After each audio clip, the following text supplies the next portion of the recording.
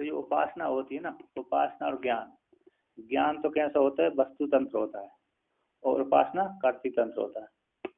हम जो चक्षु इंद्रिय के द्वारा देख रहे हैं वो ज्ञान हो रहा है, चक्षु रूप को प्रकाशन कर देती है, वस्तु को बदलती नहीं है। इस प्रकार से देखेंगे, इस प्रकार से नहीं देखेंगे। चक्षु कार्य देखना, दिखा, वस्तु को प्रकाशन कर देते, उसी प्रकार वस्तु जिस प्रकार का उसी प्रकार का ज्ञान हो जाता है।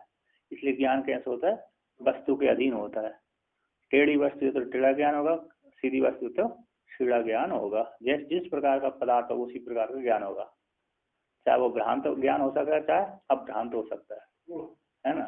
भ्रांत अभ्रांत जैसे हो, जैसे रस्सी में सर्प देखा भ्रांति है, मृग मछली जल है वो भी भ्रांत है, मिथ्या होगा। किंतु जो यथार्थ घट दिख रहा है वो यथार्थ ज्ञान हो गया। और उपासना कैसी है, कर्ता के अधीन है ना, कर्ता के अधीन। मैं इस प्रकार से करूंगा, ओमकार की उपासना कर सकता हूँ, हिरण्यगर्भ की उपासना कर सकता हूँ, प्राण की उपासना कर सकता हूँ, सूर्य की उपासना कर सकता हूँ। इस प्रकार सुबह भी कर सकता हूँ, शाम को भी कर सकता हूँ, दोपहर को भी कर सकता हूँ।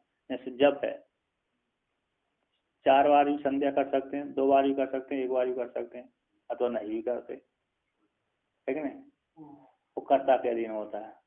निर्गुण ब्रह्म की तो उपासना संभव है ना। निर्गुण की उपासना वर्णन कर, निर्गुण की उपासना होती है। वो जो मांडुक उपनिषद में निर्गुण परमात्मा की उपासना का वर्णन किया है, मांडुक उपनिषद में जो ओमकार की साधना है, निर्गुण उपासना का ही वर्णन है, निर्गुण की उपासना का प्रतिपादन किया। तो जो भी सब निर्गुण परमात्मा ज्ञान के द्वारा लक्षित होता है, निर्गुण परमात्मा ज्ञान के द्वारा लक्षणा के द्वारा लक्षित होता है ना।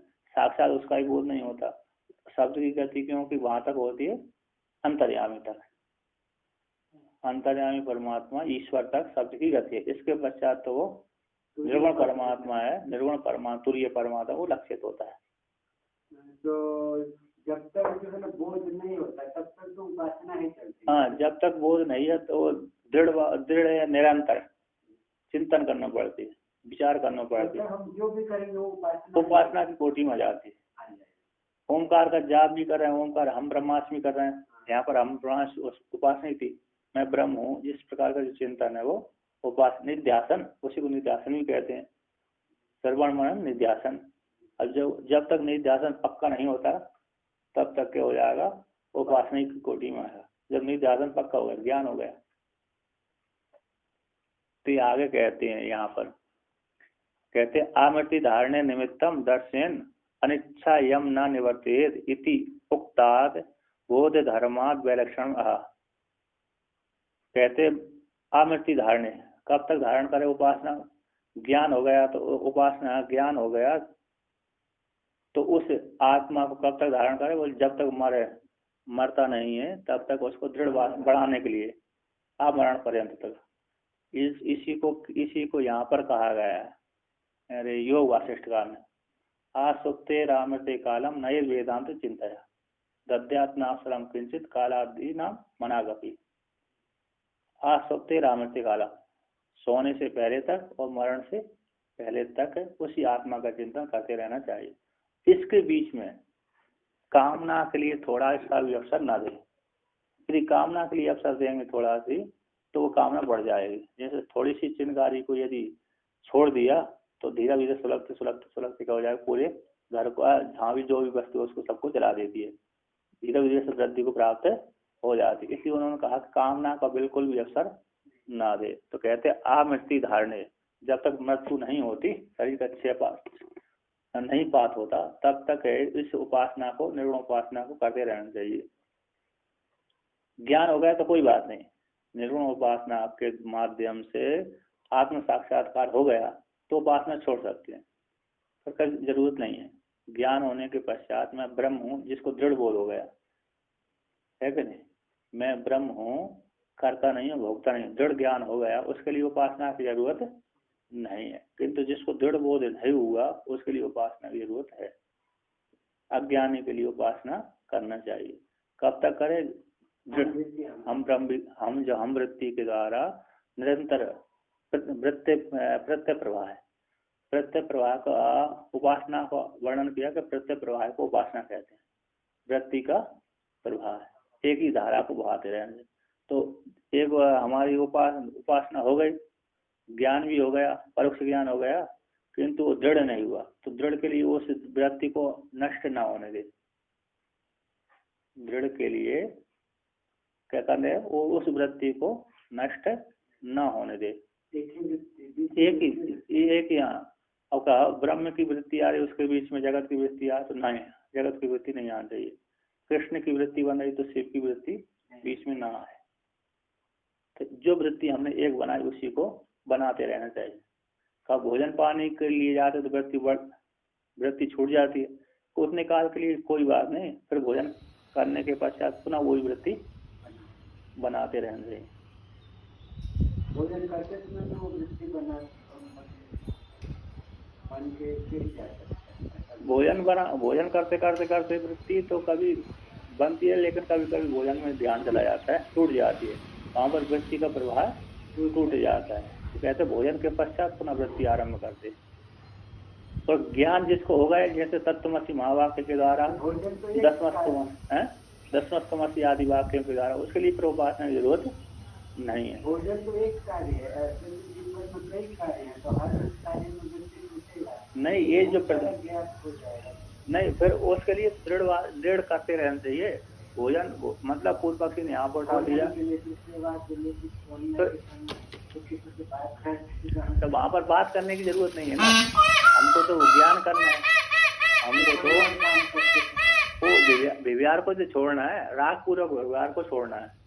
हमको उपास साधना करनी है, तो साधना के लिए आप सबसे मिलना छोड़ देते हैं। हम अपनी साधना के लिए किसी से बातचीत नहीं करते। अकेले कब बातचीत करते, भोजन के लिए जाते हैं तभी बातचीत करते हैं। नहीं तो जिसको सारे कोई काम नहीं है, ऐसे कोई घर का मालिक है, उसने कह दिया मैं किसी से नहीं मिलूंगा, तो जो उसने बोल दिया तो चिंता नहीं करता रहता है कि नहीं। अब भोजन तो भोजन भी नहीं करूंगा, ऐसी बात नहीं, भोजन नहीं करेगा तो क्या होगा, गाड़ी नहीं चलेगी।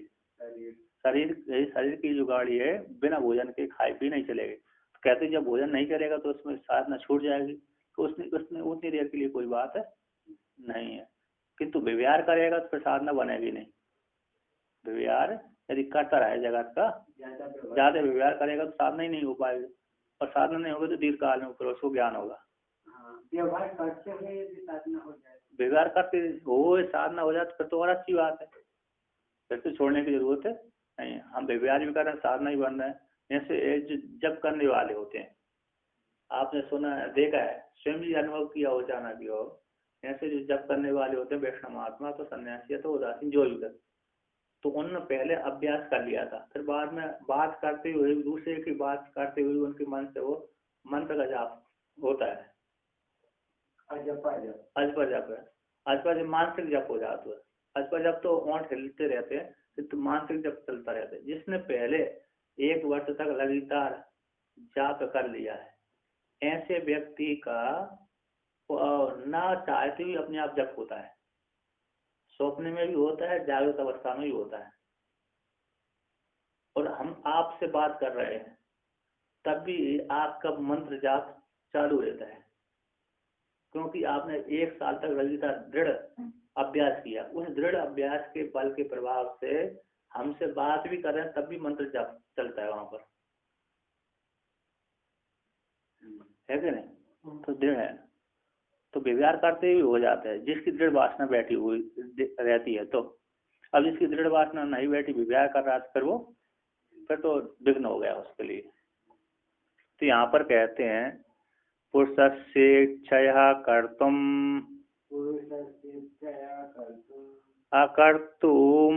कर्तुमन्यथा शक्योपास्ति रतो नित्यम कुर्यात् प्रत्यय संततिम। कहते आमृति धारण निमित्तम, जब तक मरण नहीं होता तब तक इस प्रत्यय को धारण करते रहना चाहिए, है ना। प्रत्यय हो गए, उपासना हो गई, किंतु दृढ़ करने के लिए क्या करते रहना चाहिए, इस प्रत्यय के प्रवाह को धारण करते रहना चाहिए। ज्ञान हो गया तो फिर भी ज्ञान होने के पश्चात क्या करेगा, दृढ़ करने के लिए उस प्रत्यय को बनाते रहना चाहिए। दृढ़ बोध करने के लिए प्रत्यय बनाते रहने, अभ्यास करते रहना चाहिए। तो अनिच्छन यम न निवर्तित, कह कि मेरे ज्ञान न हो तो ये इच्छा का ना हो तो ये भी उसके ज्ञान की निवृत्ति, बोध की निवृत्ति नहीं होती। जो पहले कहा उस उक्त जो कहा उससे उस बोध धर्म से विलक्षण को यहाँ पर कहते हैं। बोध धर्म से विलक्षण को यहाँ पर उपासना के विषय में कहते हैं। बोध तो हमको क्या कह दिया, बोध हमको ज्ञान विचार आत्म तत्व के विचार से ज्ञान हो गया, आत्म तत्व के श्रवण किया, मन के निध्यासन किया और निध्यासन के माध्यम से फिर हमको ज्ञान हो गया। अब ज्ञान होने के पश्चात हम कहें कि हमको ज्ञान ना हो तो इच्छा ना करते हुए भी ज्ञान हो गया, फिर दोबारा को ज्ञान, एक बार अविद्या का नाश हो गया पुनः फिर अविद्या नहीं आती। विद्या के द्वारा एक बार अविद्या का नाश हो गया पुनः दोबारा की अविद्या नहीं आती। भगवान भास्कर नहीं देखे देहात्म ज्ञान व ज्ञानम देहात्म ज्ञान बाधकम आत्मन्य भवेद, आत्मन्य भवेद क्या होता, आत्मन्येव भवेद यस्या स निच्छना भी मुच्यते। ऐसे शरीर में आत्मत्व बुद्धि होती है, दृढ़ वासनाएं, इस शरीर को ही आत्मा मानते हैं व्यक्ति, सामान्य व्यक्ति। तो जिस प्रकार से दृढ़ अभ्यास इस शरीर में रहता है आत्मत्व बुद्धि, उसी प्रकार इस दृढ़ शरीर में बैठा हुआ अभिमान को बाध करने वाले जो दृढ़ ज्ञान हो गया, ऐसे व्यक्ति का आत्मज्ञान हो गया, दृढ़ ज्ञान आत्म हो गया, वह व्यक्ति ना चाहता हुआ कि मैं मुक्त ना हूं तब भी वो मुक्त हो जाता है। उसी प्रकार हमको एक बार बोध हो गया, अब कह के मेरे को बोध न हो तो ऐसी बात नहीं, वो बोध की निवृत्ति पुनः नहीं होती। तो इस प्रकार से कहते हैं बोध से विलक्षण जो उपासना उसके विषय में कहते हैं पुरुषस्य इच्छया उपास्तिर कर्तुम अकर्तुम अन्यथा कर्तुम। पुरुष की इच्छा के अनुसार, पुरुष की इच्छा के अनुसार उपासना पुरुष की इच्छा के अनुसार इस प्रकार से भी कर सकता है, अन्य प्रकार से भी कर सकता है, नहीं भी कर सकता है, दूसरे प्रकार से भी करने में शक्य होता है। कहते जो उपासना है पुरुष की इच्छा के अनुसार होती है, क्योंकि उपासना कर्ती तंत्र होती है।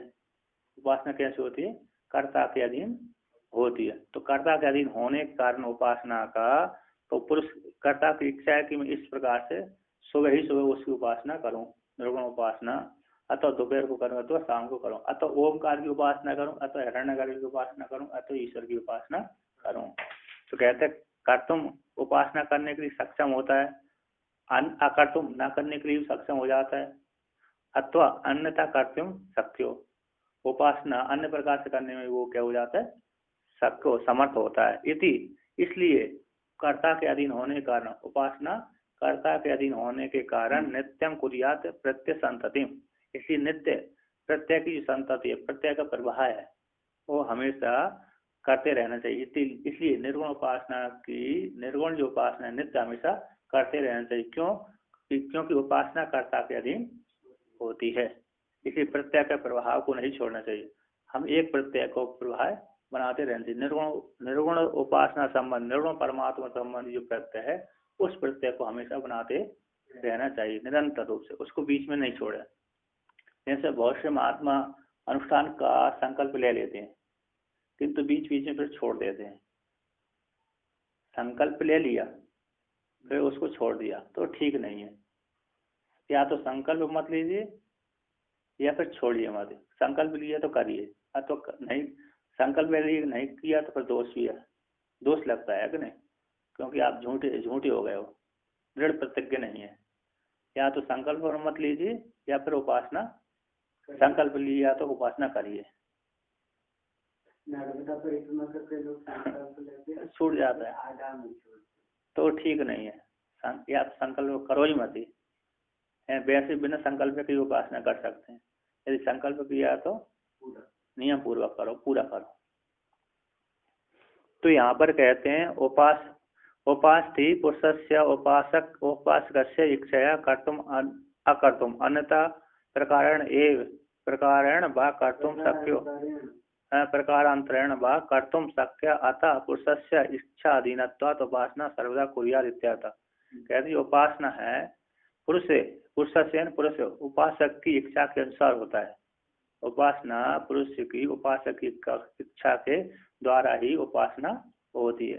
कर्तुम करने के लिए समर्थ होता है, इस प्रकार से भी कर सकता है, अकर्तुम नहीं भी कर सकता है, अथवा अकर्तुम अन्यथा कर्तुम, अन्य प्रकार से भी करने में वो सक्षम होता है। करने के लिए, न करने के लिए और अन्य प्रकार से करने के लिए वह समर्थ होता है। कर्तुम शक्यो, उपासना करने के लिए पुरुष कैसे उपासक समर्थ होता है। अतः इसलिए पुरुष की इच्छा के अधीन होती है उपासना। उपासना पुरुष की इच्छा के अधीन होने से उस उपासना को सर्वदा कुर्याद इत्यर्थ। निर्गुण परमात्मा की जो उपासना है हमेशा करते रहना चाहिए, क्योंकि यदि उपासना नहीं करेंगे, चिंतन नहीं करेंगे, विचार नहीं करेंगे तो मोक्ष की प्राप्ति नहीं होगी। जो आत्यंतिक सुख चाहिए, मोक्ष चाहिए, तो वो नहीं प्राप्त होगा। तो जिसको संसार ही चाहिए तो उसके लिए कोई जरूरत है उपासना की जरूरत नहीं है। हमको संसार नहीं चाहिए, मोक्ष की इच्छा है, उसके लिए तो निरंतर करते रहना चाहिए, है ना। जिसको भूख लगी वही, जिसको भूख लगी है वही भोजन बना, जिसको भूख नहीं लगी तो भोजन बनाने की जरूरत नहीं है। अतः जिसको मोक्ष की इच्छा है उस वही चिंतन करे, और जिसको मोक्ष की इच्छा नहीं है तो फिर कामना संबंधी उपासना कर्म कर सकता है, और कामना और वेद के विरुद्ध करेगा तो नरक की प्राप्ति होगी, और वेद के अनुकूल करेगा तो स्वर्ग आदि सुख की प्राप्ति होगी। तो यहाँ पर अब आगे कहते हैं एवं सदा चिंतने किम भवति इति इत्यादा। हमेशा आत्मा का हमेशा उपासना चिंतन करने में क्या होता है, यदि हम हमेशा निरंतर उपासना करेंगे तो उस उपासना के करने पर, चिंतन के करने पर, विचार करने पर क्या प्राप्ति होगी। कहते हैं सदा चिंतन करने पर किम भवति क्या होता है, इति आता, इस प्रकार से प्राप्त हो जाने पर कहते हैं आहा। तो कहते हैं वेदाध्यायी है परमत्तो धीते स्वप्ने दिवासतः जपिता तु जपत्येवा ततः ध्याता पिबासेत। कहते जो निरंतर चिंतन करता रहता है, उपासना करता है, उसके करने से ये फल की प्राप्ति होती है। जो कोई व्यक्ति निरंतर चिंतन करता है उसको ये फल की प्राप्ति कहते हैं। वेद अध्यायी हा परमत्त, जो ब्रह्मचारी है, वेद अध्ययन करने वाला है, ऐसा ब्रह्मचारी गृहस्थी पान करते जो भी हो, तो वेद अध्ययन करने वाला जो अधिकारी है अपरमत्तो, प्रमाद से रहित होकर के वेद को अध्ययन करता है, निरंतर करता रहता है, प्रमाद से रहित होकर के, ऐसा वेद अध्यायी दिन भर करता है। ऐसा वेद अध्यायी उसको स्वप्न में भी कहते हैं, स्वप्ने अधिवासता अधीते, है ना। तो वो स्वप्न में भी उसको मैं वेद पढ़ रहा हूँ इस प्रकार के स्वप्न उसको आता है। जो वेद अध्यायी है वो प्रमाद से रहित होकर के वेद का अध्ययन करता है दिन भर। ऐसा व्यक्ति स्वप्न में भी जाकर के उसको स्वप्न देखता है तो कहता है मैं वेद का पाठ कर रहा हूँ, अर्थात वेद पढ़ रहा हूँ, वेद का स्वाध्याय कर रहा हूँ, पढ़ रहा हूँ अथवा पढ़ा रहा हूँ। इस प्रकार की दृढ़ वासना के अनुसार उसको स्वप्न में भी उसी प्रकार की वासना जागृत अभिभूत हो जाती है। जैसे जब तक हम घर में थे, जब तक हमें घर में थे तब तक हम पैंट शर्ट पहने हुए देखते थे, स्वप्न में, जागृत में भी देखते थे, स्वप्न में भी देखते थे कि मैं पैंट शर्ट पहन करके घूम रहा हूँ, पैंट और शर्ट बोलते ना। किंतु जब बाप बन गए तो अभी पैंट शर्ट का वो स्वप्न ही नहीं आता है। किसका आता है स्वप्न?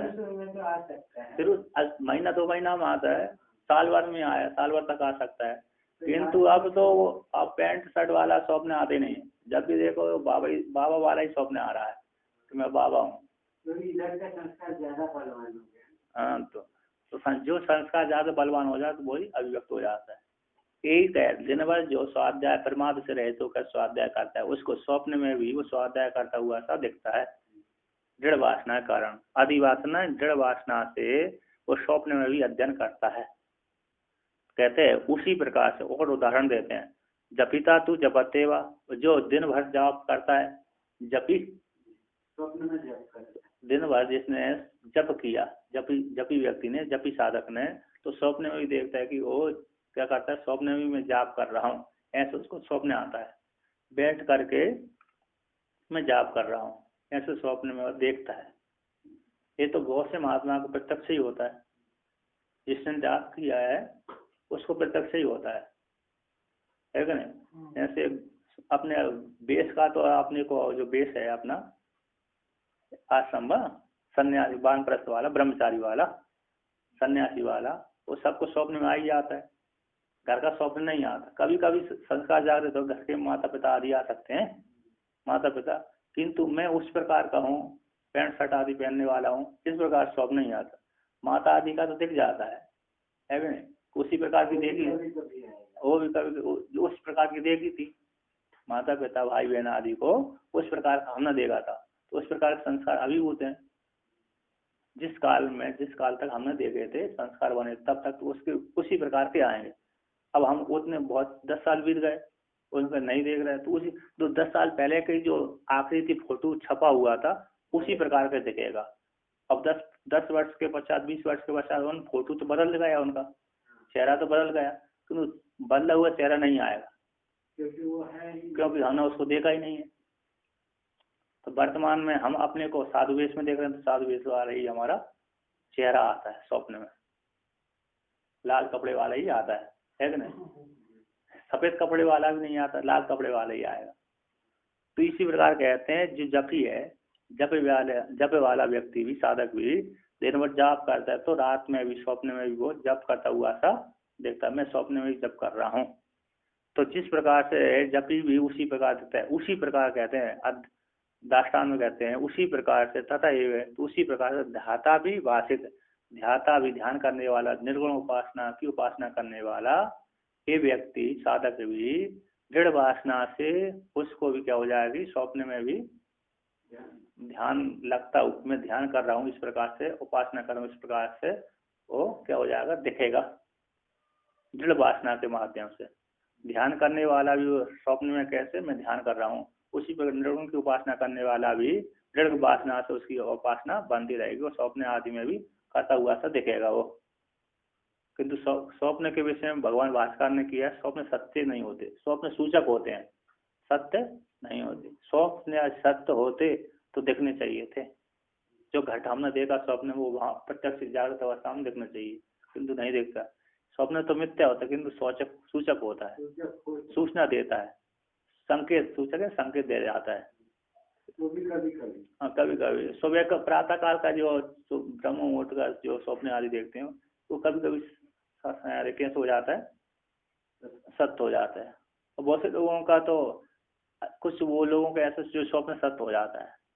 कुछ लोग ऐसे होते हैं जो जिस नक्षत्र में पैदा होते हैं, किसी विशेष नक्षत्र में, उस काल के लोगों को वो स्वप्न आएगा तो वो संकेत वाले हो, अथवा उनकी घटना घटेगी, दूसरे व्यक्ति में भी देखेंगे तो उसके प्रति वो घटना घटने वाली होगी, होती है ना। बहुत से लोगों को ऐसा होता है कि उनके स्वप्न जल्दी ज्यादा सत्य होते हैं। तो यहाँ पर कहते हैं ध्याता भी, ध्यान करने वाला भी वासना के बल से, दृढ़ वासना के बल से ध्यान, उसका निरंतर ध्यान होता रहेगा। अर्थात दृढ़ वासना के बल से जब ध्यान हो गया, स्वप्न में जागृत में ध्यान खरीदा तो स्वप्न में ध्यान हो जाएगा, और जब स्वप्न में ध्यान हो जाएगा तो साधना कैसे परिपक्व होने लगेगी। जैसे छांदोग्य उपनिषद में वर्णन किया है कि जो साधक है कौन, उपासना, प्राण की उपासना करने वाला, तो प्राण की उपासना कर रहा तो दिन अरे संयम पूर्वक कर रहा है, संयम पूर्वक उपासना कर रहा है। उपासना करने के पश्चात 1 साल 2 साल 3 साल हो गए, तो उसकी मेरी उपासना सफल हो रही कि नहीं हो रही, तो वहां पर वर्णन किया उसके स्वप्न में यदि स्त्री श्रृंगार करके आ जाए उसके सामने, है ना, कोई स्त्री स्वप्न में उसको आभूषण पहन करके आ जाए, तो उसको देख करके काम वासना आदि जागृत न हो, तो समझ लेने से श्रृंगार करके, वहां पर वर्णन के श्रृंगार करके यदि कोई स्त्री उसके सामने आ जाए तो उससे सिद्ध होता है कि उसकी उपासना सत्य कैसी सफल हो रही है। वहां पर संकेत दिया है। वैसे प्राण उपासना वाले के नहीं, जागृत में तो श्रृंगार करके आएगी तो आसक्त वो देखेगा, स्वप्न की बात की, विवेक कर लेगा। स्वप्न में तो, स्वप्न में यदि उसके पास में स्त्री आई तो उसकी उपासना सफल है। स्वप्न विवेक करने का अपना अधिकार नहीं होता है ना। हाँ, स्वप्न में भी नहीं कर सकते हम, तो पराधीन होते हैं, पराधीन भी हो, इंद्रिय, हाँ, वासना के अधीन होकर नहीं चलता है ना। कभी कभी अरे चेतना रहती है हमको, कभी कभी हमको वहाँ पे जिस प्रकार से हमने यहाँ पर साधना करी है, ऐसे हम ब्रह्मचर्य पूर्वक यहाँ पर, वासना हाँ वासना जैसा है वो वैसा। हाँ ठीक, वासना जैसी उसी प्रकार की बनती है, लेकिन जैसे हम यहाँ पर कैसे है ब्रह्मचर्य पूर्व धारण कर रहे हैं जागृत अवस्था में, उसी प्रकार वहां पर भी इस दृढ़ वासना से वहां पर भी यदि कोई स्त्री हमारे पास में आ गई तो वहां भी समझ जाते हैं, क्योंकि हम ब्रह्मचारी हैं ऐसा भान रहता है, हम साधु हैं इस प्रकार से भान रहता है, तो वहां पर संबंध नहीं बनाते। तो इतना पहले से ही अपना हाँ, और यदि बलवान है तो संबंध हो जाते हैं, दोनों प्रकार से है क्या? संसार हावी, हाँ स्वप्न में भी संयम, जैसे जिसके प्रबल ज्यादा संस्कार उसी प्रकार घटना घटती है, किंतु स्वप्न में मिथ्या होते हैं। तो आगे कहते हैं यहाँ पर आदिवास, तो आगे कहते हैं टीकाकार कहते हैं यहाँ पर अप्रमत्तो वेदाध्यायी सदा अध्ययनशीलो जपिता सदा जपशीलो अधिवासितो दृढ़ वासनया स्वप्नादिषु अध्ययनम जपम व करोति एवं उपासकोपि दृढ़ वासना दार्ढ्याद स्वप्नादौ अपि ध्यायिता इत्यर्थ। ऐसा अप्रमत्तो वेदाध्यायी परमार्थ से रहित है जो वेद अध्यायी है वह सदा अध्ययनशील है, ऐसा जो वेद अध्यायी है वो जपिता सदा हमेशा जप में ही लगा रहता है, जपशील वाला है, हमेशा राम राम ही जप करता रहता है कि नहीं? राम राम शिव शिव जो जिस वक्त जिस भगवान को उपासक है तो उसका जप करता रहता है। तो ऐसे ही अधिवास तो दृढ़ वासना के द्वारा स्वप्न आदि में भी अध्ययन और जप करता हुआ सब वो दिखता है। मैं स्वप्न में भी क्या कर रहा हूँ, जप कर रहा हूँ, स्वप्न में अध्ययन कर रहा हूँ, इस प्रकार से वो दिखता है। एवं इस प्रकार से उपासक भी वासना की दृढ़ता से स्वप्न आदि में भी मैं ध्यान कर रहा हूँ, उपासना कर रहा हूँ, चिंतन कर रहा हूँ, जाहिर है ना, ध्यान चिंतन कर रहा हूँ, निर्गुण परमात्मा की उपासना कर रहा हूँ, इस प्रकार से उसके स्वप्न में दिखता है, अपने को देखता है, स्वप्न में अपने को देखता कि मैं स्वप्न में भी जप कर रहा हूँ, इस प्रकार दृढ़ वासना कर रहा हूँ। तो कहते हैं स्वप्न आदौ अपि ध्यान अनुवर्तन एक कारण, स्वप्न आदि में ध्यान का अनुवर्तन होने में कारण को बतलाते हैं, कहते हैं। तो कहते हैं ब्रोधि प्रत्यहम त्यक्त्वा ध्यातापि तथा ध्यातापि वासेत। अच्छा हाँ, नैरंतरेण भावयन् लभते वासना वेशात् स्वप्नादहवपि भावनाम।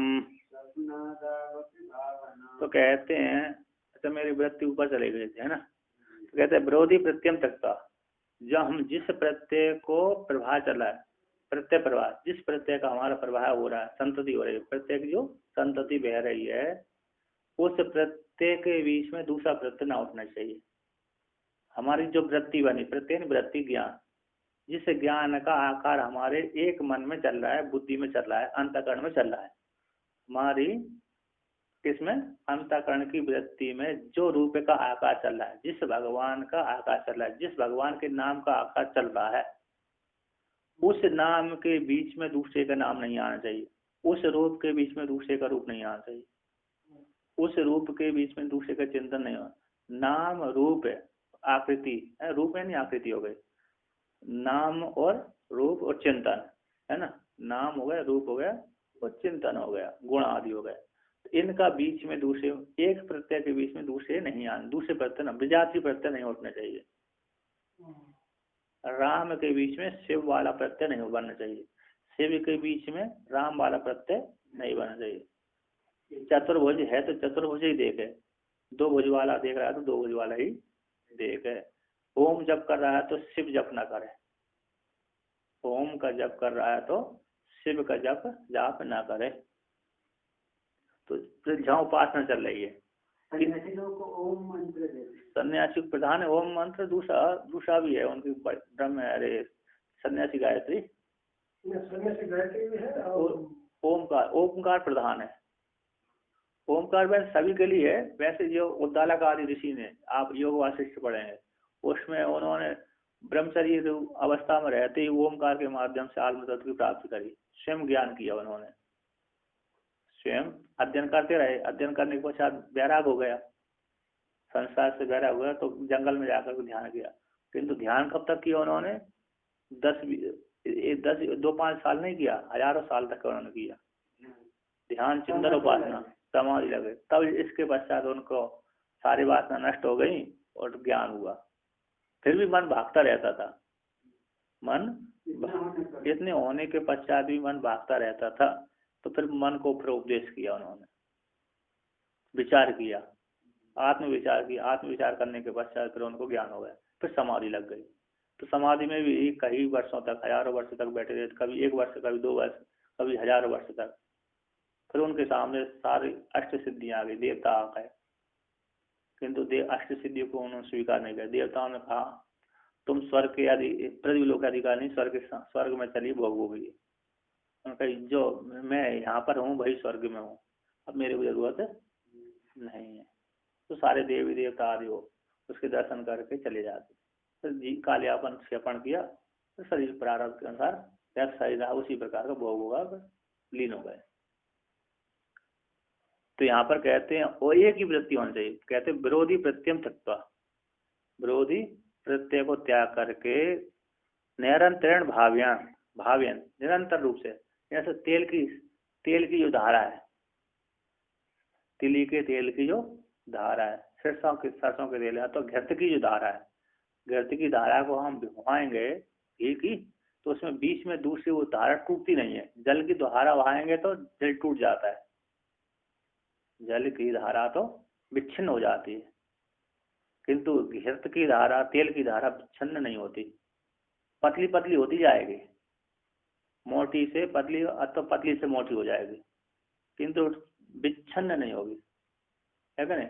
बीच में कटेगी नहीं। किंतु जल को मोटा कराओ चाहे पतला कराओ, वो कट जाएगा। तो कहते हैं विजाति प्रत्यय को, विरोधी प्रत्यय को त्याग करके निरंतर रूप से वो जिसकी चिंतन करे उसी की भावना करता हुआ लभते वासना बेसात, वासना आवेशात, है ना, लभते उस तत्व को वासना के आवेश से उस तत्व को प्राप्त कर लेता है। कहते स्वप्नादऊ अपि भावना, तो जागृत अवस्था की वासना से स्वप्न अवस्था में उसी भावना को वो प्राप्त कर लेता है। जागृत अवस्था की जैसी भावना है, जिस प्रकार का प्रत्यय उसने प्रभाव किया, उसी प्रकार का प्रत्यय का प्रभाव स्वप्न अवस्था में उसको दिखता है, होता रहता है। कहते हैं वासना बेसात संस्कार पाठवाद भावना ध्यानम, वासना बेसात का संस्कार के पाठव से भावना ध्यान की प्राप्ति उसको स्वप्न आदि में भी होती है। तो आगे कहते हैं सातु निरंतर दीर्घकाल, सातु निरंतर दीर्घकाल सत्कार सेविता दृढ़ भूमि, योग सूत्र का सूत्र है, सातु निरंतर दीर्घकाल सत्कार सेविता दृढ़ भूमि। निरंतर रूप से चिंतन करते रहना चाहिए। दीर्घकाल मतलब जिसकी नहीं बन पाई उसके लिए दीर्घकाल ही है, जिसके लिए वृत्ति नहीं बन पाई अथवा ज्ञान नहीं हुआ उसके लिए दीर्घकाल तक वो वृत्ति बनाते रहना चाहिए, दृढ़ भूमि तक। दृढ़ भूमि जब तक नहीं होगी तब तक वो उपासना सफल नहीं होगी। तो यहाँ पर कहते ननु प्रारब्ध कर्म वसाद विषयान अनुभवता कथम निरंतरण भावना सिद्धिर इति आशंक्य आस्तातिसहे सती विषय व्यसनी वद भावना सिद्धि स्यात् इति आह भुंजानति। पूर्व पक्षी प्रश्न कर रहा है कि प्रारब्ध कर्म के वश से, प्रारब्ध कर्म के अधीन होकर के विषयों का ही अनुभव होता है। जब विषयों का अनुभव होगा तो फिर कैसे निरंतर रूप से उससे निर्गुण उपासना की वृत्ति का प्रभाव बनेगा। कहते हैं निरंतर रूप से भावना की सिद्धि कैसे होगी, क्योंकि ज्यादातर वासना हमारी कैसी जगत की है, जगत की वासना होने के कारण वो एक प्रत्यय का प्रभाव, निरंतर एक प्रत्यय का प्रभाव की सिद्धि नहीं हो पाती। तो कैसे है निरंतर रूप से भावना की सिद्धि होगी, इति आशंका को लेकर कहते हैं आस्था अतिशय सती, श्रद्धा के अतिशय की प्राप्ति हो जाने पर, श्रद्धा के जैसे हम देखते हैं, सभी लोग देखते हैं, हमारी जिस महात्मा के प्रति श्रद्धा होती उसके जो शब्द होते हैं हमारे हृदय में जल्दी बैठ जाते हैं। कोई बड़ा अच्छा से भी अच्छा ज्ञानी है किंतु उसके प्रति हमारी श्रद्धा नहीं है तो उसके अच्छे से अच्छे उपदेश भी हमारे हृदय में नहीं बैठते, है क्या नहीं? है तो उपदेश समान ही, किंतु उसके प्रति हमारी श्रद्धा नहीं है। उसकी श्रद्धा न, उसके प्रति श्रद्धा न होने से उसके द्वारा दिया हुआ ज्ञान भी हमारे कुछ काम का हमारे फायदेमंद नहीं हो पाता। किंतु जिस महात्मा के प्रति, जिस आचार्य के प्रति हमारी बहुत श्रद्धा है, वो कैसा ही बोल दे उसकी बात को मान लेते हैं हम, है कि नहीं? अतः उसके वाक्य के द्वारा हमको आत्म साक्षात्कार की प्राप्ति हो जाती है, वेद के अनुकूल यदि बोलता है। अब भैंस को ऊँट बोलेगा तो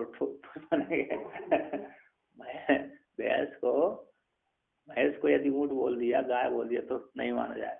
वेद के अनुकूल बोलेगा, शास्त्र के अनुकूल तो मानने होगी, है नहीं? हमारी उसके प्रति श्रद्धा है तो श्रद्धा होने के कारण क्या हो गया, उसकी बात मान लेते हैं, अर्थ जल्दी धारण कर लेते हैं। किंतु हमने जिसके प्रति जिसके में गुण दोष दोनों देख लिए, दोष से भी देख लिए तो फिर वो जितना अच्छा बोलेगा ना वो खराब हो जाएगा। ग्रहण करना मुश्किल। ये तो सत्संग में होता है, 4 5 6 7 स्टेज पे 8 10 वक्ता बैठे रहते हैं। अब जिस व्यक्ति को हमारे प्रति श्रद्धा है ना, जिस वक्ता के प्रति हमारी श्रद्धा है, उसके हम ध्यान पूर्वक सुनते हैं। और दूसरा जब वक्ता बोलता है ना, उसके तरफ उसके वाक्यों पर ध्यान नहीं देते। जिस वक्ता के प्रति हमको अच्छी श्रद्धा रहती है उसी के वाक्यों को हम ध्यान देते हैं। अब दूसरे वक्ता के प्रति श्रद्धा नहीं होती ना, तो हम उसके वाक्यों को ध्यान नहीं देते, इधर उधर देखते रहते हैं।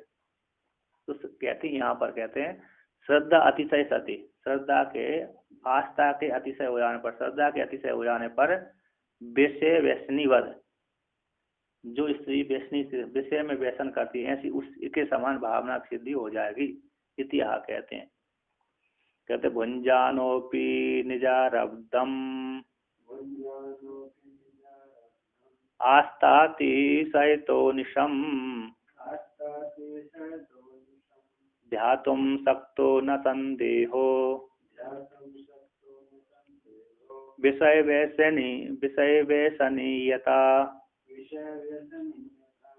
कहते हैं निज आरब्धम भुंजानोपि, है ना, अपने प्रारब्ध कर्मों को भोगता हुआ भी, प्रारब्ध कर्मों को भोगता हुआ व्यक्ति वासना के बल से, विषय वासना के बल से वो निरंतर नहीं बनेगा। कहते प्रारब्ध निज, अपने स्वयं के निज है कर्ता के प्रारब्ध कर्मों को भोगता हुआ भी उसे कहते आस्था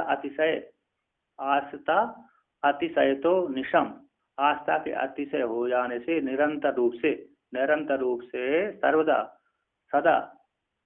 सर्वदा और सभी प्रकार से ध्यातुम शक्तो, अपने प्रारब्ध कर्मों को भोगता हुआ, भुंजाने भोगता हुआ, आस्था के अतिशय हो जाने से निरंतर रूप से चिंतन, निरंतर करने के लिए, निरंतर ध्यान करने के लिए, निरंतर उपासना करने के लिए शक्त समर्थ हो जाता है।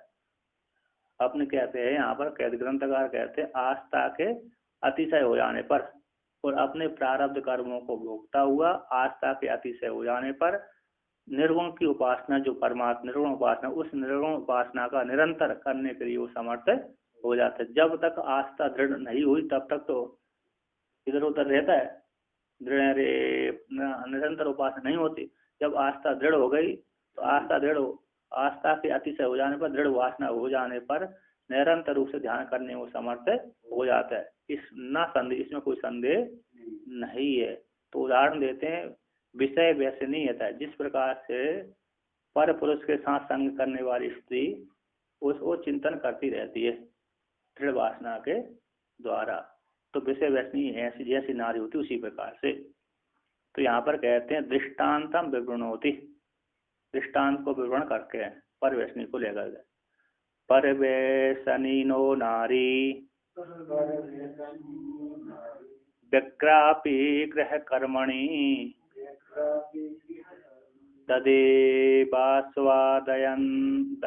दयात्यंता परसंगारसायनम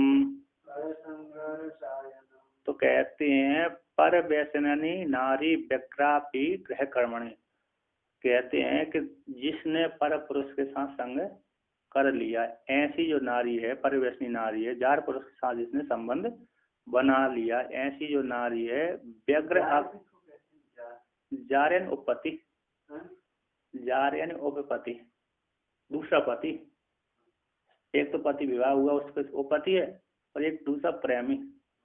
तो जार उसको बोलते हैं जो दुष्ट, मतलब कि वो भी तो जार, मतलब कि वो भी दुष्ट है, वो भी दुष्टी है ना, दुष्ट दोनों ही हो गए, यानी अपने मार्ग को छोड़ा उसने। तो उपपति को जार पुरुष यानी उपपति पर्यायवाची शब्द है।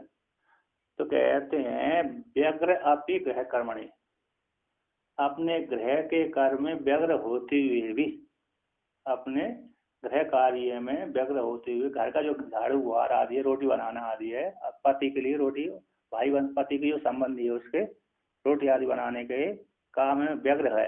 तो गृह के कर्म में व्यग्र होते हुए भी तब है जो नारी है तदेव आस्वादयति अंत पर संग रसायन, उसने जो पर पुरुष के साथ संबंध बनाए थे उस संबंध को भीतर ही भीतर घर का कार्य करते हुए भीतर भीतर उसका स्मरण करती रहती, उस पुरुष का चिंतन करती रहती है। तदेव आस्वादयति अंत यानी शरीर के भीतर, अंत मन के भीतर उस रस का आस्वादन करती रहती, स्मरण करती रहती है। तो आ कहते हैं पर संग आस्वादने गृह कृत्य विच्छेदा स्याद इति आशंका। पूर्व पक्षी कह रहा है कि पर संग का, पर पुरुष के संग का आस्वादन करने पर, उसका स्मरण करने पर गृह कृत्य जो गृह का कार्य है वो विच्छेद की प्राप्ति हो जाएगी।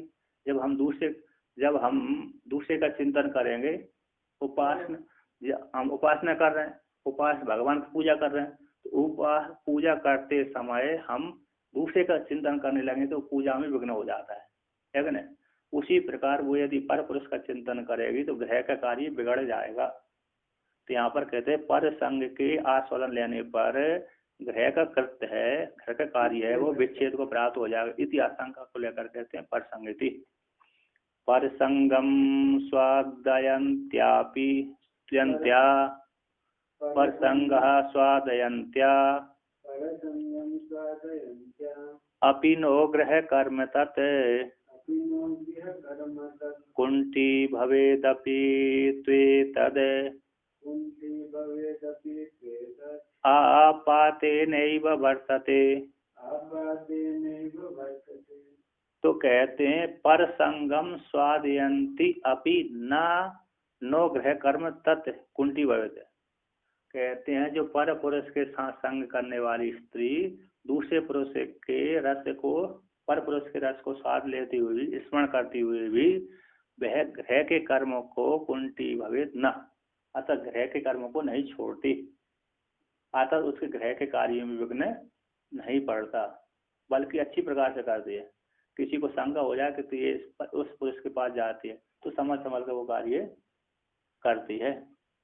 तो कहते हैं पर संगम स्वादयन्त्या, दूसरे पर पुरुष के संग को स्वाद लेते भीतर भीतर स्मरण करते हुए होते हुए भी वह स्त्री गृह के कार्य में, उस स्त्री का जो गृह कार्य है उस गृह के कार्य में कुंठी भवित न, अतः विघ्न नहीं पड़ता। तो कहते अपि तु एतद् आपातन एव वर्तते, किंतु वो स्त्री कैसे वर्तन करती है, गृह कार्य में ऊपर ऊपर से कार्य वो करती है, ऊपर जल्दी से ही कार्य निपटाने की कोशिश करती है कि जल्दी से कार्य निपटाऊं और मैं अपने पर पुरुष के पास जाऊं।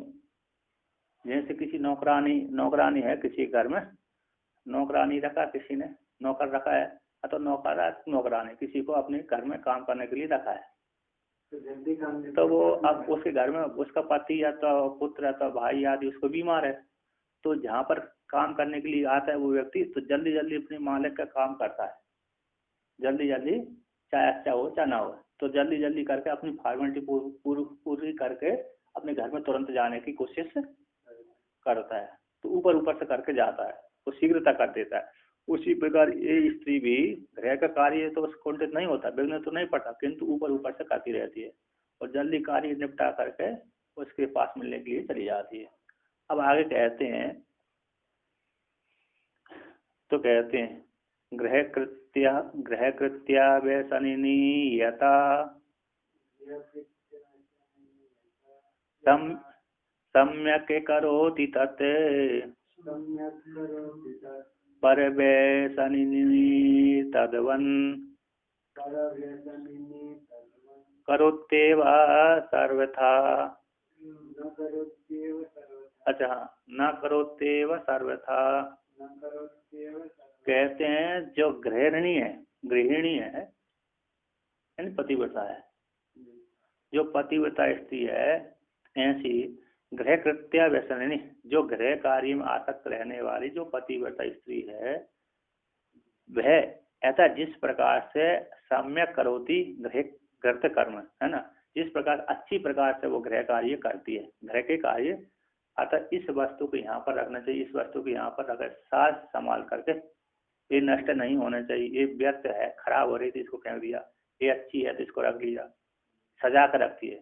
जिस प्रकार से पतिव्रता स्त्री अथवा गृह कृत्य में व्यसन रखने वाली जो स्त्री है वह जिस प्रकार से अच्छी प्रकार से गृह के कार्य अच्छी प्रकार से संपादन करती है, कहते हैं तद्वत उसी के समान पर व्यसनीन जो नारी है, पर पुरुष के साथ संबंध रखने वाली नारी वह उसके समान नहीं करती है कि नहीं, गृह में आसक्त रहने वाली नारी के समान वो नहीं करती। न करोति एव सर्वथा, सभी प्रकार अच्छी प्रकार से वो गृह के कार्य पर व्यसनी नारी नहीं करती। जिस प्रकार से पतिव्रता स्त्री अपने गृह में आसक्त रहने वाली स्त्री है वो जैसे अच्छी प्रकार से करती उसी प्रकार वो स्त्री नहीं करती। तो कहते हैं आपातन एव वर्तती युक्तार्थ विवरण, मतलब ऊपर से जो करती है नारी परवेशन नारी उसी को विवरण करते हैं। तो जो पर पुरुष में आसक्त रहती है वो अच्छी प्रकार से नहीं करती गृह कार्य, किंतु जो गृह कार्य में आसक्त है पतिव्रता आता दूसरे पुरुष के साथ संबंध नहीं रखा, ऐसी अपने पति के में ही अनुरक्त रहती है और अपने पति के घर को अच्छी प्रकार से बिगड़ने नहीं देती, ऐसी स्त्री क्या करती है अपने गृह के कार्य कृत्य कुशलता पूर्वक करती है। अब आगे कहते हैं दाष्टान्त के योजती, एवं दाष्टान्त में उसको दिखला जोड़ते हैं। एवं ध्यानेक निष्ठोपी लेशात् लौलिके मारवेत तत्त्वे वित्वा विरोधित्वात् लौकिकम सम्यगाचरेत। कहते एवं इस प्रकार से ध्यान एक निष्ठा वाला जो साधक है, ध्यान ही एक निष्ठा है, ध्यान में ही जिसकी निष्ठा है, ध्यान में ही एक निष्ठा है जिसकी, ऐसा जो साधक है वह साधक है लेशात लौलिकम आरवित है, जो विव्यार है लौकिक विव्यार उनको लेश मात्र से अर्थात ऊपर कर्म करता है, जैसे परव्यसनी नारी ऊपर से करती है अतः निष्ठा पूर्वक नहीं करती, अतः जल्दी करके चली जाते। उसी प्रकार जो ध्यान एक निष्ठा वाला जो साधक है वह भी जगत के जो विव्यार है लौकिक विव्यार है वो ऊपर से करता है ना। तो उसी प्रकार कहते किंतु यहाँ पर कहते हैं किंतु तत्ववित्तु अविरोध, किंतु जो तत्ववेत्ता है ब्रह्म ज्ञानी है उसके लिए तो कोई कर्तव्य शेष नहीं रहता, उसके लिए तो क्योंकि जो उपासक है उसके लिए तो कर्तव्य शेष है कि मैं उपासना करूं और आत्मा का साक्षात्कार कर लूं, उसकी दृढ़ वासना आत्मज्ञान प्राप्त करने के लिए है। किंतु जो तत्व ज्ञानी उसने तो उपासना को पार कर लिया और ब्रह्म ज्ञान हो गया, अब उसके लिए कोई कर्तव्य शेष नहीं रहा। कर्तव्य शेष न रहने के कारण कृतकृत होने के कारण जो तत्ववेता है वो तत्ववेता कहता है किंतु जो तत्ववेत है कहते हैं अविरोधित्वात् लौकिकम सम्यक आचरित, जो लौकिक प्रत्यय लौकिक विव्यार है, सुबह उठना संध्या करना पूजन करना पाठ करना, कोई आ गया तो किसी को दे देना, उसको भी सम्यक रीति से करते हैं। हाँ तत्पूर्वक, जैसे यहाँ प्रबंधक है ना, आश्रम का प्रबंधक है तो प्रबंधक अच्छी प्रकार से आए गए महात्मा को स्वागत सत्कार करता है, और कोई प्रबंधक है आए गए महात्मा को स्वागत सत्कार नहीं करता है कि नहीं। तो ये दोनों प्रकार, तो जो तत्ववेत्ता है उस तत्ववेत्ता का जो विव्यार है उस तत्ववेत्ता का जो तत्व है, ज्ञान है, उस ज्ञान के साथ लौकिक व्यवहार का कोई विरोध नहीं है। लौकिक व्यवहार का कोई विरोध न होने, ब्रह्म ज्ञान के साथ लौकिक व्यवहार का, सुबह उठना, स्नान करना, संध्या वंदन करना आदि जो लौकिक व्यवहार है ना, सुबह उठना, स्नान करना, संध्या वंदन करना, कोई मांगने आया तो दान देना अथवा स्वाध्याय आदि करना, पढ़ना पढ़ाना, ये लौकिक व्यवहार आदि में आ गया। तो कहते हैं जो जिसने ब्रह्म ज्ञान कर लिया, आत्म साक्षात्कार हो गए, ऐसे आत्म साक्षात्कार करने वाले तत्ववेत्ता का जो तत्व है, ज्ञान है, उस ज्ञान के साथ जो लौकिक व्यवहार का कोई विरोध न होने से उस लौकिक व्यवहार को अच्छी प्रकार से वो करता है। जैसे गृह में आसक्त नारी अपने घर को अच्छी प्रकार साज समाज करके साज सजार कर रखती है, कुशलता पूर्वक सुधार करके रखती है, बिगड़ने नहीं देती। उसी प्रकार ये भी तत्व ज्ञानी भी अच्छी लौकिक व्यवहार को अच्छी प्रकार से करता है, ऊपर ऊपर नहीं करता। किंतु ध्यान एक निष्ठा वाला, ध्यान निष्ठा है जिसकी एक मात्र, ऐसा जो उपासक तो ऊपर ऊपर से करता है, अर्थात तो उसको कहता है किस प्रकार से काम पूरा हो जाए, मैं ध्यान में बैठ जाऊं, किस प्रकार से वो जल्दी यहाँ पर, जैसे पढ़ने वाले होते हैं, पढ़ने वाले यहाँ पर महात्मा है, वो कहते पंगत चलाई और जल्दी भागो, यदि यहाँ रुकेंगे कोठारी हमको दूसरी सेवा बता देगा। ऑफिस के पास में बैठेंगे, ऑफिस के पास में पंगत चलाने वाले क्या करते हैं, 10:30 बजे गए, बर्तन वो भरा, भोजन भरा, बाल्टी भरी लेकर घंटी बाजी बजा दी, 11 बजे घंटी बजा दी वो, और महात्मा को रो दिया। फिर इसके बाद दूसरी पंगत वो बैठ गए। बैठने के बाद अंदर के सारे बर्तन, भोजन के बर्तन का रख दिए, अंदर रख दिए, ढांडू के आ गए। ढांडू बहुत से महात्मा वहीं बैठ जाते हैं ऑफिस में पेपर आदि पढ़ने के लिए, किंतु पढ़ने वाले कहते हैं यदि हम यहाँ रुके तो कोठारी दूसरा काम बता देगा प्रबंधक है, तो यहाँ से जल्दी भागो, कमरे जाओ और पढ़ो। पढ़ने वाले ऐसे, मैं भी ऐसे ही करता हूँ, मैं भी ऐसे ही करता था, अभी भी करता हूँ। उसके पास नहीं, वो ऑफिस में बैठते नहीं हो, यदि ऑफिस में बैठा पास में वो नहीं बोला तो अरे दूसरा महात्मा आ गया, कोई व्यक्ति आ गया, तो इसको पानी दे दो, इसको भोजन करा दो, वो कहाँ है उसको बता दो, ठीक है। इससे अच्छा वहां पर बैठो ही मत, तुरंत आओ, भोजन करो, अपना काम करो और कमरे में जाओ। तो पढ़ने वाले वहां नहीं रुकते जाते थे, तो जो रुके तो वो क्या करेंगे, जो आ गए उपस्थित है।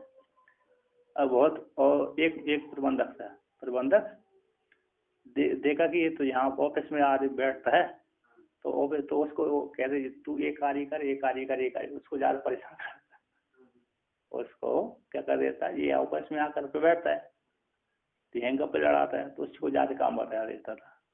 तो जब काम बता दे तो फिर बैठना बंद कर देता था, है ना। इस प्रकार से तो और जिसको जो ध्यानिक निष्ठा वाला है वो क्या करता है, ऊपर ऊपर कार्य, अपना कार्य संपादन करके ऊपर ऊपर से वो अपने ध्यान में बैठ जाता है ना। और किंतु जो तत्ववेत्ता है वो कृतकृत हो गया, वो अच्छी प्रकार से करता है। जैसे यहाँ पर बड़े महाराज जी, जिनके नाम से आश्रम है, जिनके नाम से आश्रम है, जिनके नाम से नहीं, जिनके नाम से महादेव है, वो रहते शुरू में वही रहे, 3 साल लगी था, इस कारण से ये रहे, इनको आश्रम बनाना पड़ी। आए थे तो ये पहले महाराज जी, किंतु इन्होंने देखा कि अच्छी जगह, तो महाराज जी को, चलो हमारे गुरु को लिया, गुरु जी को, तो महाराज जी को लेके आए, इनके गुरु जी को, इनको तो यहाँ पर रुके, आकर के इन्होंने देखा बहुत अच्छी है, तो लगातार 3 साल रुक गए यहाँ पर। उनका वो तो लाए थे दिखाने के लिए ओमकारेश्वर, वो यूपी के थे, इधर नहीं आए किनारे, उनका ये अच्छी जगह, चलो ओमकारेश्वर दिखा देते गुरु जी को। तो उन अपने गुरु जी को लिया, लाने के पश्चात तो उन्होंने देखा अच्छी जगह है, तो 3 साल लगातार रुक गए। अब वो तो 1 महीना 2 महीना के लिए लाए थे, मतलब दिखा के ले चलेंगे उधर, कौन यहाँ रुकेगा जंगल में। तो वो 3 साल तक लगातार उठे नहीं, तो उठे नहीं तो उनको उन्होंने कहा आप तो क्या करें, अब गुरु जी कैसे बोले चलो हम नहीं रहेंगे यहाँ पर। तो 3 साल लगातार रहने पड़े, तो आश्रम बन गया। इसके पश्चात जब 3 साल बाद वो गए, उनका इसको यार संभालना, इसको आश्रम तैयार करना, यहाँ पर स्वाध्याय करना, महात्मा की सेवा करना, ऐसे बोले। यहाँ पर ये महात्माओं के लिए अच्छी जगह है, यहाँ पर सेवा होगी, सेवा करना, इसको महात्मा के लिए इसको संभाल कर रखना। बनाना, बिगाड़ना नहीं, छोड़ना नहीं। तो फिर उन्होंने गुरु की आज्ञा मानी, छोड़े नहीं, तो विस्तार हो गया। तो ये इनके साथ वो महात्मा, इन गुरु जी के साथ गए थे, महाराज जी के साथ, तो बहुत से महात्मा रहे थे, बड़े ज्ञानी थे, वो आगम के बड़े विद्वान थे। आगम शैव आगम के बोलते करपात्री जी ने उनके विषय में कहा था। अभय जी महाराज, हाँ, उनके विषय में कहा, करपात्री जी ने कहा कि जी साक्षात जब शरीर छूटा ना, कि आज देखो साक्षात वशिष्ठ जी चले गए।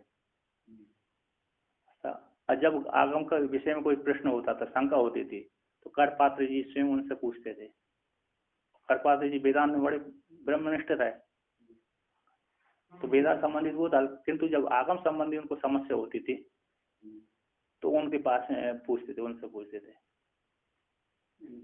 अभयानंद जी महाराज को वशिष्ठ जी संज्ञा दे दो, बड़े विद्वान थे, ध्यानी थे। बहुत पहले चले गए थे वहाँ, बहुत पहले। तो यहाँ पर उनके साथ महात्मा रहते थे, सेवा के लिए काम कर, आश्रम बनाते थे। तो कोई महात्मा आता था, ध्यान बैठ जाता था, उससे कहते जो महात्मा ध्यान बैठा है उसको उठा लाओ। तो उठा लाओ, क्यों उठा ला? ध्यान बैठा, अरे वो ध्यान नहीं कर रहा, मनोराज कर रहा है। वो वहीं से जान लेते थे। तो ध्यान करने वाले उस महात्मा को उठा देते थे। अब जो दिन रात तक लगा ही है, देखा ये अधिकारी बन गया, उससे कहा अरे काम तो चलता रहता है, थोड़ा ध्यान करूँ करे। तो जो दिन रात लगा रहता है, देखा ये अधिकारी बन गया, अधिकारी है, इस ध्यान का अधिकारी है, तो उसका तुम इस काम ज्यादा मत करो, ये तो चलता रहता है, ध्यान का अभ्यास करो। तो उसको ध्यान में लगा देते। अब देखो मैं ध्यान कर रहा हूँ, ध्यान करूंगा, तो ध्यान में बैठ जाता वो व्यक्ति, तो उसको बोले उसको उठा ला। वो अधिकारी नहीं है, उसको ईंट पत्थर पड़वाओ, तो उसको ऐसा करवा देते थे। बड़ी उच्च कोटि के रहे हो, है कि नहीं? इस प्रकार से वर्णन। हाँ, ये भी उच्च कोटि रहे वो ज्यादा थे, बड़े विद्वान रहे, ध्यानी थे, दूसरे के मन की बात ही जान लेते। ये भी जान लेते थे, दूसरे अभिप्राय तो बहुत से जान लेते हैं, ये भी जानते थे। ये भी इनकी ब्रह्म ज्ञानियों के बीच में प्रसिद्धि रही महाराज जी की। अभी के स्वामी आप प्रत्यक्ष देख रहे हैं, है कि नहीं? ब्रह्म ज्ञानी की लिस्ट में कई जिसने वेदांत पढ़ा है कि नहीं? बहुत मेरे गुरु है तो मैं प्रशंसा करूंगा है, मेरे गुरु है मैं प्रशंसा करूंगा। अब दूसरी प्रशंसा करें चाहे ना करें, जैसे नियम है, अपने गुरु की प्रशंसा करना चाहिए, है नहीं? तो इनके विषय में तो ख्याति है, और इनके गुरुजी के विषय में तो और ख्याति थी। जैसे आपने मंदिर में लान देखी ना, एक से बढ़कर एक ब्रह्म ज्ञानी रहे, हाँ, सारे ही रहे। पहले तो स्वयं संन्यास लिया था, पहली वाले जो फोटो है ना इसमें, उन्होंने तो किसी महात्मा ने स्वयं संन्यास कर, तो स्वयं का संन्यास था उनका। दक्षिण के थे, 12 दिन 24 साल अध्ययन किया काशी में रह करके, बड़े ब्रह्म ज्ञान रहे। उनके जो शिष्य हुए वो अखाड़े के महात्मा थे, वो भी ब्रह्म ज्ञानी हुआ। उनको तो दूसरा कह देता है तुम्हारे हाथ में तुमको बुखार है, इस हाथ में बुखार है, तुम्हारे से मेरे बुखार है, तुमको भूख लगे आए तो भूख, हाँ मेरे भूख है, भोजन दो। ऐसी अवस्था हो गई थी दूसरे वाले की। वो उस उत्कृष्ट ध्यान में बहुत केंद्रित हो गए थे।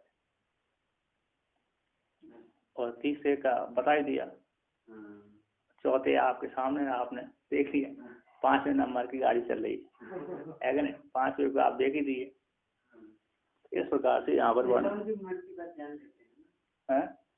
मन बहुत से, देखो मन की बात तो बहुत व्यक्ति हम भी जान लेते हैं, आप भी जान लेते हैं।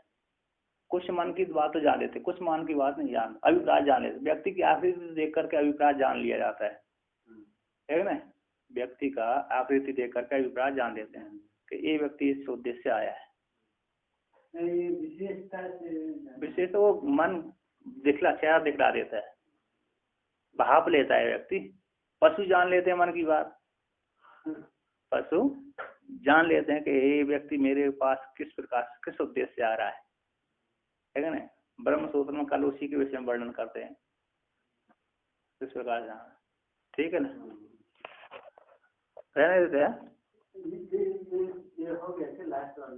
हाँ टीका तो हाँ टीका कहते हैं यहाँ पर, कहते ननु ननु तत्वविद अपि ही लौकिक व्यवहारम किम, लौकिक व्यवहार लेशेन आचरति किम वा सम्यगिति विषय व्यवहारस्य तत्व ज्ञान अविरोधित्वा सम्यक एव आचरति इत्या। कहते पूर्वक यहाँ पर कृष्ण करा दाष्टान में जोड़ देते हैं ना, तो कहते हैं एवं से ननु तत्ववेत्ता का भी, जो तत्ववेत्ता है उसका लौकिक जो व्यवहार है वह लेस रूप से आचरण करता है अथवा अच्छी प्रकार से आचरण करता है। लेस यानी ऊपर से आचरण करता है कि अच्छी प्रकार, जैसे ध्यान एक निष्ठा वाला ध्यान लगाने वाला ऊपर से व्यवहार करता है, उसको कहता है कि मैं कब काम से फुर्सत हूँ कब ध्यान लगाऊं, तो इस पे ऊपर से आचरण करता है, व्यवहार करता है, उस जगत का व्यवहार लौकिक व्यवहार।